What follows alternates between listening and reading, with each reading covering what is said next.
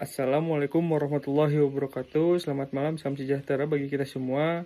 Saya Alif Syamif Taufik dengan NIM 23500091094. Di sini saya akan memaparkan materi yang berjudul The Impact of Brand Perception and Brand Image on Consumer Purchase.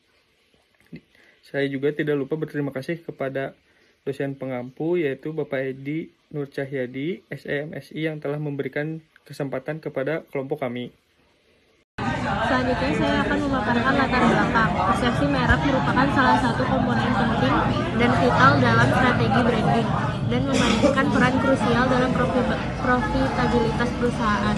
Karena persepsi merek dimiliki oleh konsumen, hal ini berkontribusi dalam membangun hubungan pelanggan atau Oliver Cole DKK 2009, sehingga membantu dalam memutuskan strategi branding. Sebagaimana terlihat jelas, merek tidak hanya dianggap sebagai nama perusahaan atau nama produk, tetapi juga menggambarkan budaya, nilai, visi, misi, dan bahkan kepribadian. Merek juga membantu menentukan posisi pasar dan memastikan kembali apakah visi tersebut masih relevan. Semua data yang dikumpulkan diubah menjadi kesan mental yang pada gilirannya mempengaruhi kualitas, nilai, dan reputasi produk di mata pelanggan. Di sisi lain, citra merek merupakan faktor lain yang berkontribusi terhadap ekuitas merek perusahaan. Tujuan utama kegiatan pemasaran adalah untuk mempengaruhi pemikiran dan perspektif konsumen tentang citra merek dalam benak konsumen dan untuk memotivasi perilaku pembelian saat ini. Perusahaan yang serius selalu bertujuan untuk merumuskan dan mengembangkan persepsi merek yang positif agar diterima dengan baik oleh konsumen. Tentu saja hal ini bergantung pada bagaimana perusahaan dapat memproyeksikan dirinya. Persepsi merek negatif dan positif dapat diamati. Jika persepsi merek positif ada, hal itu akan mempengaruhi konsumen untuk memprioritaskan pemilihan merek tersebut. Di sisi lain, persepsi negatif akan mendorong konsumen untuk menolak merek tersebut.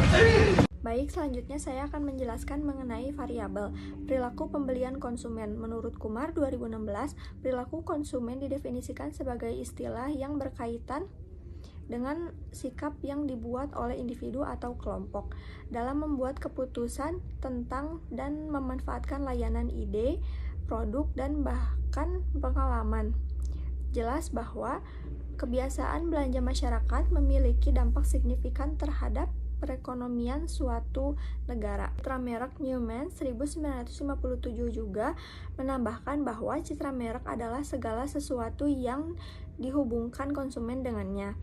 Persepsi merek terkait dengan manfaat konsumen, perasaan yang membedakan keunikan, asosiasi citra merek berfokus pada bagaimana kelompok tertentu mempersepsikan suatu produk, merek, kebijakan, bisnis, atau peristiwa. Baik, selanjutnya saya akan memaparkan mengenai variabel yang ketiga, yaitu persepsi merek. Persepsi merek adalah faktor psikologi sederhana yang memengaruhi perilaku konsumen dengan berperan dalam proses pengambilan keputusan pembelian. Konsumen yang mengontrol bagaimana orang mempersepsikan merek. Apapun yang dikatakan dan dipikirkan orang tentang merek terlepas dari pesan yang disampaikan oleh merek tersebut. Merek yang kuat akan memenangkan hati korteks prefrontal. Selain itu, hal ini menekankan betapa pentingnya untuk memikirkan seluruh pengalaman pelanggan. Nah, kemudian dari ketiga variabel di atas tadi, lahirlah sebuah kerangka pemikiran sebagai berikut. Nah, citra merek dan persepsi merek sebagai X atau variabel independen, lalu perilaku pembelian konsumen sebagai variabel dependen atau Y. Adapun hipotesisnya, yang pertama, citra merek berpengaruh terhadap perilaku pembelian konsumen. Yang kedua, persepsi merek berpengaruh terhadap perilaku pembelian konsumen. Selanjutnya saya akan memaparkan karakteristik responden. Yang pertama yaitu seks dengan responden laki-laki, frekuensinya 46, persentasenya 38,2%. Responden perempuan frekuensinya 155, persentasenya 61,8%. Dan totalnya yaitu frekuensi 201, persentasenya 100%. Yang kedua ada distribusi usia 16-20 tahun, frekuensinya 122, persentasenya 60,7%. 21-24 tahun, frekuensinya 51, persentasenya 25,4%. Umur 25 sampai 30, frekuensinya 9, persentasenya 4,45%.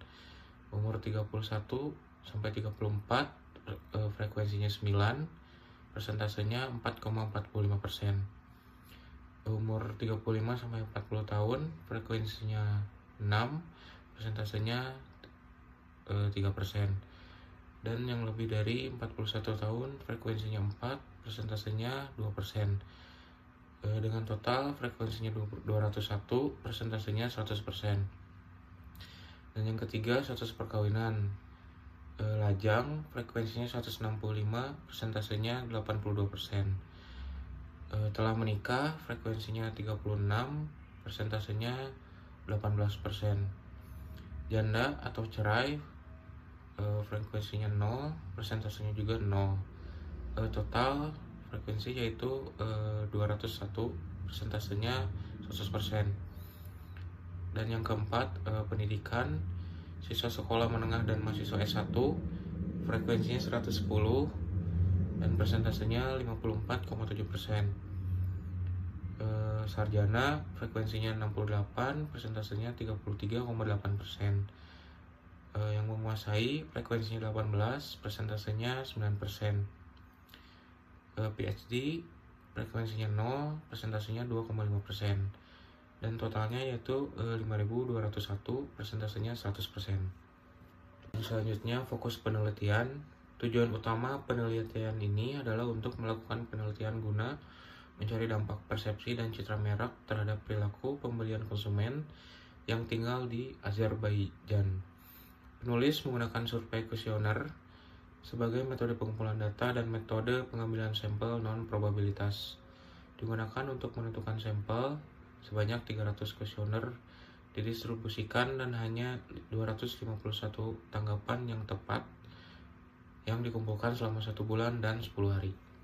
Yang berikutnya yaitu hasil penelitian. Menurut temuan penelitian, citra merek memiliki dampak terhadap perilaku pembelian konsumen dengan nilai beta 0,413. Hasil ini membuktikan mengapa 41,3% dari perbedaan perilaku pembelian konsumen disebabkan oleh citra merek dan tingkat signifikansinya adalah 0,000. Oleh karena itu, hal ini mendukung HA1 berpengaruh. Di sisi lain, perilaku pembelian konsumen juga dipengaruhi oleh persepsi merek dengan nilai beta sebesar 0,169. Signifikansinya adalah 0,28 dan ini berarti bahwa persepsi merek membuat perbedaan sebesar 16,9% dalam perilaku pembelian. Oleh karena itu, hal ini mendukung HO2